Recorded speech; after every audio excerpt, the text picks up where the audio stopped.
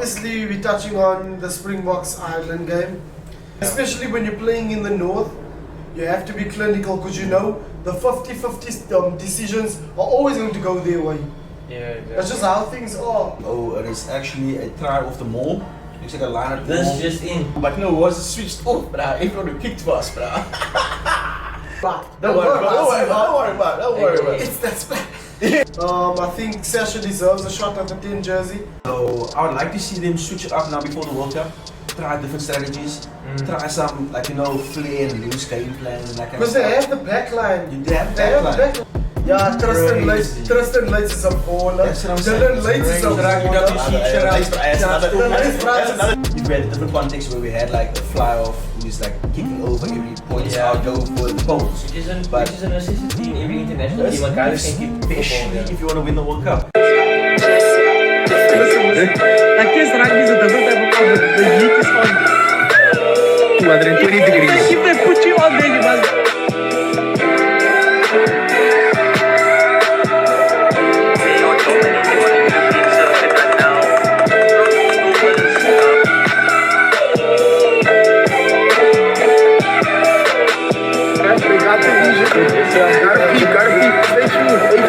Let the boys play.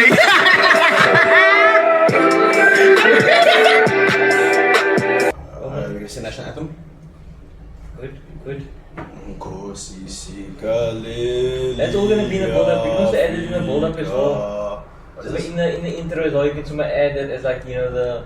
Knowing like you'll probably edit intro. this part into the intro, you know what I'm saying? Just throw it in This banter, you always thought it was some banter, bro. Bro. And then I don't know, we're always like, and we live! Yeah, ATG. Okay. We are back. Okay. Springbok weekend. As you can see, Mense in green camouflage. Okay. Back. Where are you, bro? And we lie. Why are you stealing all time, bro? That's Lolo's line, bro. No, that's all I need. That's all I need. Hey, and it's good to be back. I'm not gonna lie, international weekend we've been pushing URC, but it's so good to be back now supporting our national team as one country. Oh, it just feels so good. That's real good. We've been switched on this entire day. We've been looking forward to this day.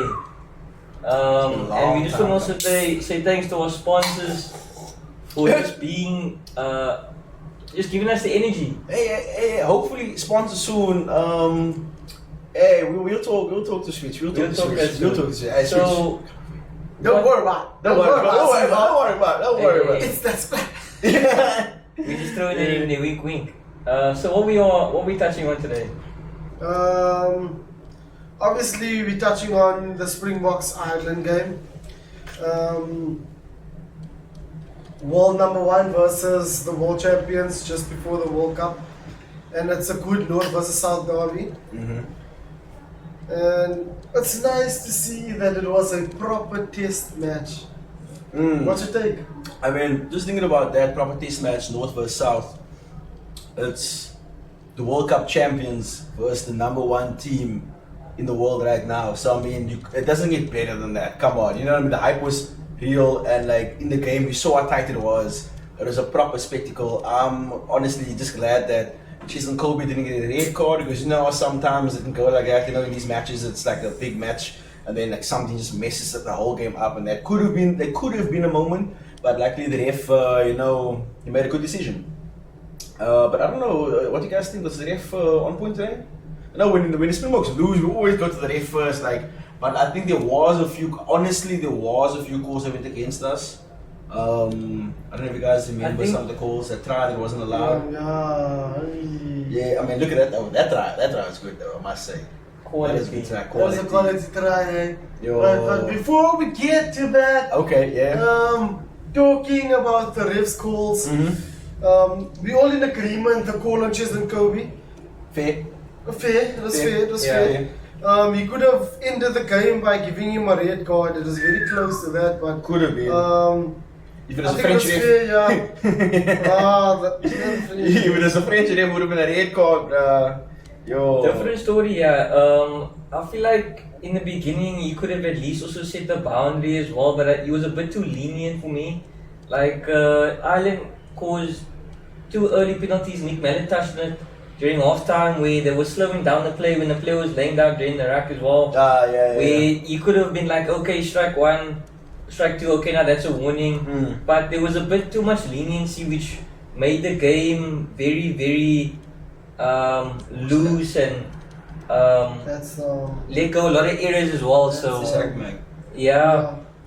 Well, look, we'll put it up on the screen, but SA and Rugby Mag, they got a call over here. The ref got it completely wrong. It didn't even go up for Team O. It is actually a try off the maul. Looks like a line at the This maul. just in. On the line. When the Flyers go try. Yeah, and it wasn't. I mean, surely TMO can pick that up, and then it's like that's all 5 points. That's the game we could have won. The game. But you know what's crazy? Yeah. Last weekend, the TMO was called into account because there was 3 different matches where the TMO made calls that impacted the whole game. So I think that impacted the TMO's decision making and the TMO's power in today's game. I see. So I think that had an effect. See. That's why they didn't want to go to the TMO for that try, and they never went to the TMO for the second try with that potential forward pass. I mean, if you see a forward pass, even the slightest one in a test rugby match, you call it. What? I'm just making sure that's close to you, making sure. Don't worry about it. Don't worry about it. Making sure. Hey, bro, but that is two big calls, and TMO never said anything. Gone are the days where the TMO would actually raise his voice and you'll hear him on the speaker saying and question the ref as well. Question the ref. But then remember, the TMO, they felt like the TMO was controlling the game too much because it turned the rugby into a stop-start game. Facts. I wanted to speed it up. The TMO was not switched on. But like, they were not switched on, bro. His power was limited, especially after last week. But switched on, but bro. I feel like if the TMO had to at least get the chance to do his job, then today's outcome might have been different. But hey, he felt like constricted, basically. Like like he's kind of in a box. He doesn't want to get out of that box and be like, yo, let's go back to that and let's go and check that out because I think we saw something. But surely the TMO, if you see the balls on the line, you go back and you say, yo, ref, the ball is actually on the line, let's go and check. Like, that's a legit thing. So the TMO was sleeping. That's why I say he wasn't switched on.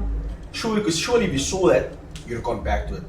You know what I'm saying? If you did see it and didn't go back to it, then we got a whole problem, IRB. But talking about the IRB, not the IRB, the refs not being switched on. Jesse Creole switched on today. Oh, definitely. Surprise. Definitely surprised me. He still has it. Ooh, but no, it wasn't switched off, bruh. Everyone kicked fast, bruh. Yo, but look here, 0 to 100 real quick. But look here, okay, let's go that the kicks, that missed kicks.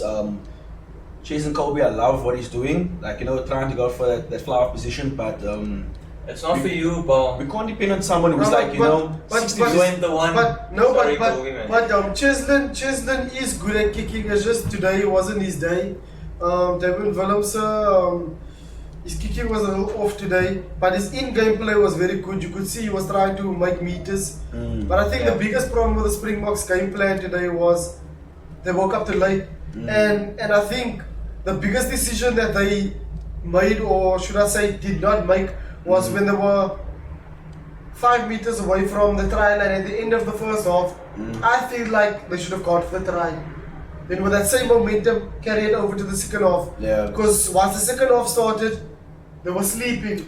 Beginning of the game, they conceded 3 points. Beginning of the second half, conceded a try. In the context, I would say, let's go for the sideline. Let's go for more points. But if we had a different context where we had like a fly-off who's like kicking over every point, I'll go for the poles. Which is a necessity in every international team. Like guys can keep especially if you want to win the World Cup. Yeah. So like with David Willemse, it's like he's one of those guys where it's like 60% of the time it works every time, which is it's not good. You know what I'm saying? But on that topic, number 10, who do you think deserves the next shot at number 10? I think Libok deserves that shot.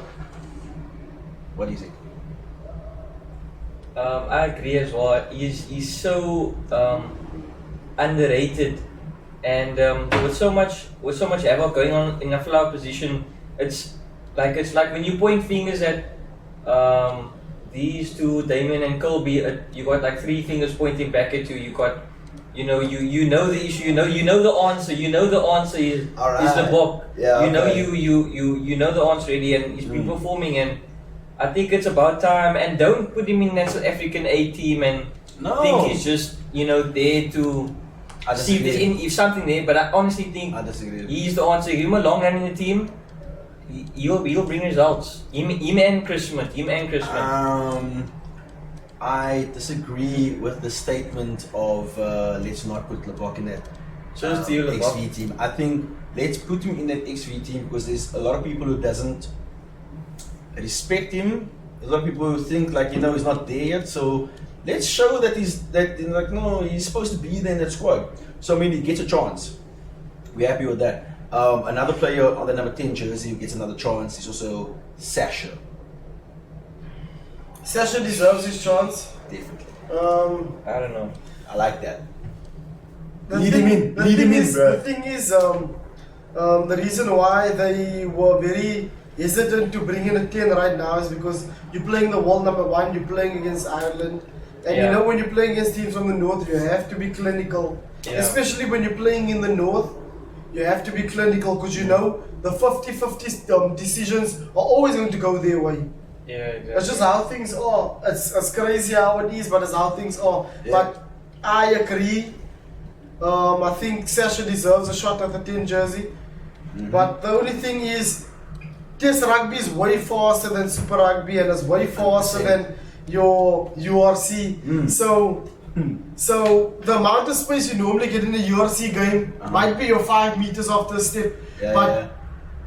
In Test rugby, everyone is at the highest level. That is the best players of those countries. So obviously, they're playing at a much faster rate. When you're playing in your URCs, there might be one that's having an off game today, but in Test rugby, every single person's supposed to be on all the time, switched on all the time. As Lola says, it's a massive step up it is from URC or whatever to international. But some players, when they get that step up, they rise to the occasion. Yeah. And they really show everyone, I got this. That's why my bank is on Sasha. I bank on Sasha. That's what I'm saying. What happened? Herschel Janches. 2018 got his debut for Springboks. 2019 in the Rugby World Cup. You know what I'm saying? He was effective in that period of time. He was you say he's in the best in the world. No, but it's the same thing. What Lolo is saying is coming from URC to Test rugby, it's different, but he adjusted so well, very fast. And I think Sasha, he gets a chance now in the XV team, to show them, give me that step up. I will show you what I can do. Say there's a lot of players there that can say they could be the next thing. Hartzenberg, that's another name I'm gonna throw out there. Yes. He's just Sulaiman is killing it massively, bro. But I feel like Sasha would definitely make it in that squad. Have you seen Sasha's rise? The way Sasha played, obviously, junior box, captain the junior box. Captain. We know he balled there.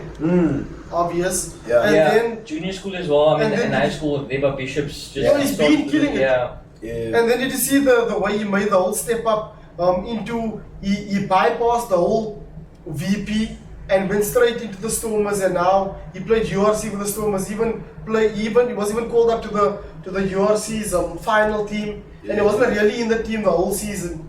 But for him to just so obviously they know that his maturity is way beyond his years. And another thing is, if the Springboks took too long to choose him, Eddie Jones would have given him that call because obviously he has English citizenship. Nick Feinberg, we're huge RTFM fans as well. So just to throw wonderful port now. South Africa had the heart to choose him. One of the best sports radio pundits. If you guys don't know, to all our international viewers, Nick Feinberg did the sports news and just brought a new insight also to football and to sports over. So shout out to Nick Feinberg as well. Sasha owes us an interview. I spoke to Sasha. Alright.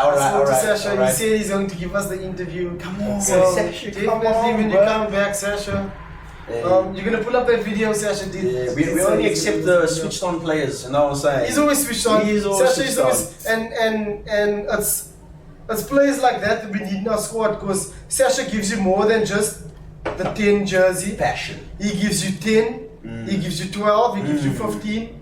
So having a versatile player like that, and Gaza is also a player that can give you 10, 12 and 15. And nowadays with our wings also, you have your wings that can play fullback. So now that you're on that point, what do you guys think about this new age of rugby? I don't know when it started. I think it's like with the bomb squad it kind of started, but Yes. Players, utility players. Yeah. It's become a real thing nowadays. Like, It's now become a key word. Players are playing more than just utility players, bro. It's crazy. And it's like your backline is because you're forced to play more than one position because a lot of players are injury prone also in Test rugby and in Test rugby you must be able to do more than what you ask for. And they don't like if you're playing in the loose trio, you know you must play at least 6, 7 and 8. But nowadays have you seen with players like Nortje and Atg. Snyman and Peter Steff, they play lock and flank, bro. Wait, Orgio play flank? Orgio, Snyman? No, okay, Orgio, I would give Orgio a shot at 7. But Mosi definitely. As well as Nortje. But then you have Peter Steff can also do that. But then you have a new age. That's what I'm saying. Homebred. Okay. Utility forward. Okay. What's his name? Way beyond his years, made his first Springbok cap at such a ripe age. Dion Fourie. Oh wow. He's playing hooker and he can give flank. He can give flank. He can give flank and he's playing hooker. Not many hookers. So he's a utility forward. Yeah, I like that. It's a massive rise. But he's a massive rise. But he's a massive thing. Look at, is it a South African thing? Or is it like an international thing? Because I feel like it's actually only happening in South Africa. This whole utility game, and I think it comes to our strategy with World Cups. The utility game has been around long, but a lot of people haven't. A lot of people haven't focused on having utility forwards. The furthest we could win for a utility forward would be someone that can play lock and flank, or a flanker that can jump at least. Yeah, but now it's not. But now with the bomb squad, obviously you have your 6-2 split, so you need forwards that can do more than what they are. But also you only have backline. you only have two backlines. And you need to do a lot of stuff. Players, you have your scrum off. Guys, then you have somebody can do everything. Let's not play ourselves. We know this season. We know this season has been going on for years. Utility players, because I think New Zealand conditioners in our game where forwards were doing backline tricks and moves and things. That's not forwards who were doing crazy things on the field, and I think that's where it sparked from. We can't deny. We're not here to promote All Blacks rugby. True. This is the breakdown. Hey, like Stormy said, shot. I'm not Sir John Kerwin. This isn't Moles. I don't understand. Don't worry about sweetheart. We want to talk about the blonde bombshell, personal comedy. We want to talk about the Rolls Royce. You know what I'm saying? We want to talk about the Black Pearl. Dukes. Okay, so New Zealand. We don't want to talk about SBW. New Zealand, you cancelled on Atg.Sport. No, we love the All Blacks, but we love the All Blacks, but I want to know why the All Blacks are still getting more calls. The amount of calls that the All Blacks are getting, I think they should be sponsored by Vodacom or someone. Because the connection isn't there, bro. They Telkom, bro. No, the connection is there. They have referees on speed dial. You didn't miss that. In your pocket. In their pocket. Wow. I don't know where to go from that one, bro. But let's get back. Let's get back to the Springboks. Let's get back to the sorry. But back to my point. With the 2016 was very good. And Louw is injured now. I'm not finished with the utilities. I'm so sorry. Okay. Let's go. Because now you saying utilities are always been and New Zealand and but when South Africa had backline, leave the forwards utilities. We've always when South Africa's backline players had so many players who can play different positions. Sasha and Willemse can play 10, 12, 14 and fullback. Colby, 10, 15 like wings. Even Skramov, Conan, Moody. He can play 13, he can play 14, he can play same thing. Varsity played center in high school also. Angelo Davids. Tristan Leyds. Yeah, Tristan Crazy. Leyds is a baller. That's what I'm saying. Dillyn Leyds is a Crazy. baller.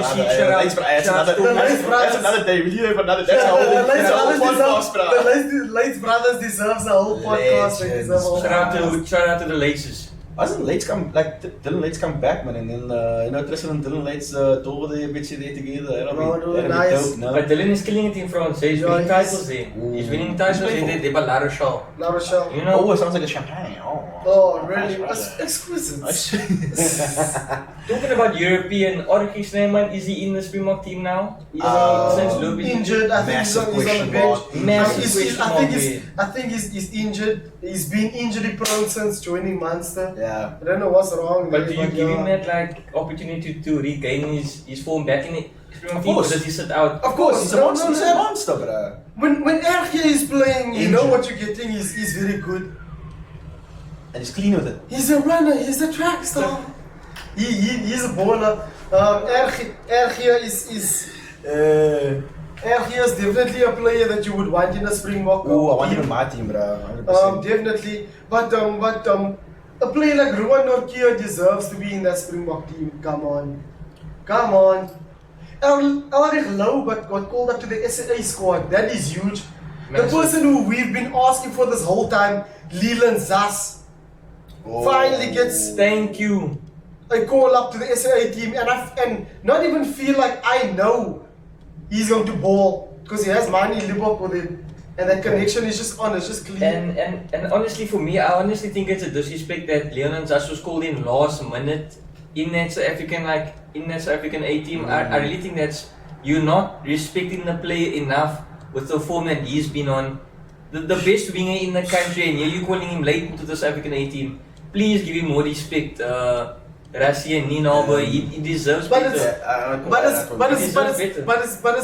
tough. It's tough to want to start like Zas in that squad with someone like Nkosi's form has been declining. And Willie Le Roux. It's up and down. What? Willie Le Roux? No, Willie Le Roux gives you nice composure, but yeah, he's very composed. His attacking play is very good. But having wings like Mapimpi, World Cup winner, and Mapimpi just has that X factor on him. Yeah. Okay. Can I say? Then you have The thing with Willie, right? I don't know if you watched The Office, but it's like when Angela was dating Andy, it is just a safe option.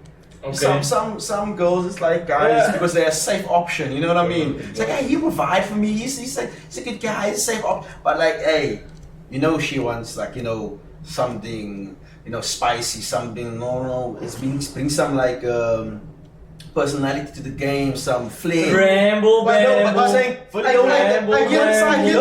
get that, but very safe, but Willie Le Roux brings like a controlled chaos to the game. Yeah. Like Willie, obviously, he's conditioned into the Springboks game plan because he's been playing for the Springboks for years, but he's earned his right to do what he wants to do. So they know, that's the thing with coaches. Coaches want players that they know will give them exactly what they want. Yeah. They know Willie Le Roux has the type of spark that you need at the end of the game. That's why Willie Le Roux has been coming off the bench this past few games. He's coachable. He's a player that's coachable. He is coachable. Yeah, he's not an ego player. Strategy. Yeah. I think the biggest problem with the Springboks today in the Ireland game is they had the possession, but they weren't really doing anything with possession. Yeah. And the game plan was heavily impacted by the refs' calls. Look at the scrums. We're very good in our scrums. There were a few scrums that we won, but we were penalized for them. I don't know how they penalized us, but we were going forward in the scrums. There was a few tough first scrums. And you know what upset me the most, and it's been happening constantly, and the refs aren't doing anything about it, is, have you watched the Springboks lineouts? Every time, everyone knows that when the Springboks get a penalty, they kick for at least the territory for the 5. They try to get it as close as they can to the 5 so that they can line out. Then we know from the line out maul, we know that that's South African tradition, line out maul. But if you notice what happens by the mauls, they're always pre-engaging. Before the lifter speed touches the ground, there's already a set More defense, and they're already hitting in. Yeah, true. Because I've been wondering how they get so fast to combat the maul. But if you look closely, they combating that maul way too fast, so they already set. So they aren't moving forward. That's illegal. Hey, bro, you gotta stop him how you can, bro. Not any way illegal. Yeah, and why is it that they're calling it? and again, that's what I touched on at the beginning of the podcast. Like, he was very soft. He was not giving the necessary warnings, and it's something that needs to be tightened up in the next coming test to play, because we can't have this consistent refereeing going on, and then decisions being missed, because it's also it's the build up, and you want to see the right calls to get the correct outcomes for the build up for the World Cup as well. So they need to be, form is important. Form is important. Hostile environment. At some point, personally, as a Springbok fan, I've seen the comments of the international rugby lovers. They're getting quite fed up with South African fans just going to the ref and, like, you know, even though it's a conspiracy theory, it's a conspiracy theory, like, I agree. the refs are, like, kind of against us and stuff, because, I don't know, maybe it's after the Varsity thing, whatever, but, like, and they hate us after the World Cup that we won, so they're now jelly with the North and Northern.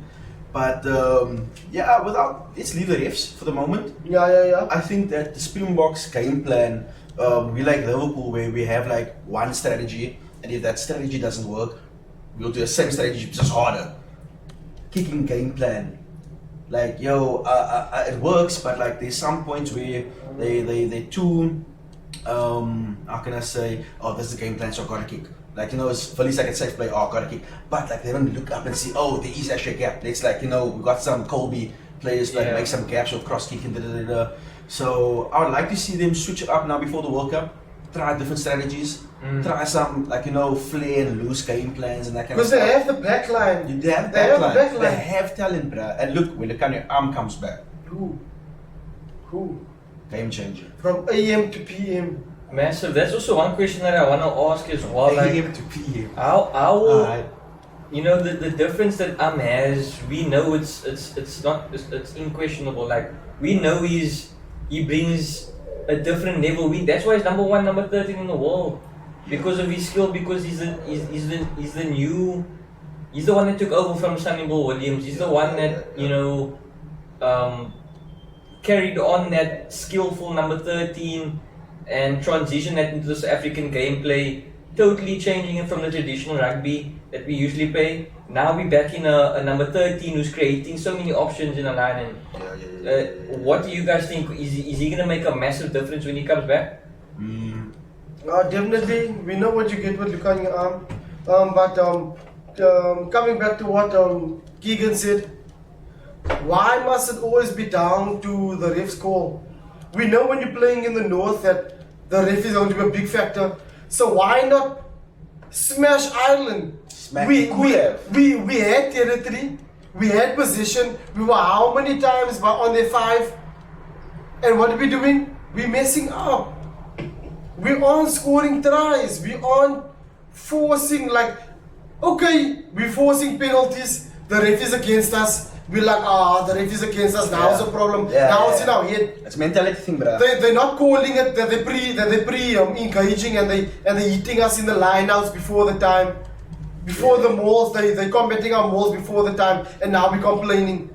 We know they're doing it 3 times, the ref hasn't called it 3 times, so why not switch the game plan? Play around the call of the ref. If you know that, like when we were playing, they always told you if after first few calls and the ref isn't calling anything, then the coaches will always tell you, Coach Nkosi would always tell you, play the ref out of the game. Yeah, facts. It's a mental thing. Because if you know it's going to be a tight game and you're losing the 50-50 calls and you know you're better than the team, give them 50. Give them 50. Exactly. Accept it. Give 100%. Hit them on the scoreboard. Score tries that they can't dispute nothing. Don't give them anything. Play the ref out of the game. We have the strength. We have the back line. I mean, look how hyped everyone was when they saw the back 3. They saw my PMP. They saw Tristan and Dillyn play fullback. Tristan and Dillyn, how many times and how long I've been asking Tristan and Dillyn to play fullback. We have Currie on the wing. He doesn't perform, and the game in his back. Currie on the wing. Currie scored. Currie has BMT all the time. They played so good. Why not play the back line? Everyone knows our forwards are feared. Yeah. Look at the Blue Bulls. the Blue Bulls know their forwards are feared. Yeah. But look what the Blue Bulls also does. backline. They play the backline Jobs, and the interchange between forwards and backs are so perfect. These are facts. So why aren't the Springboks doing the exact same thing the Blue Bulls are doing? Hey, preach it, bro. Preach it. Thank you, RTG Media. Right. Don't worry about it. Don't worry about it. It's that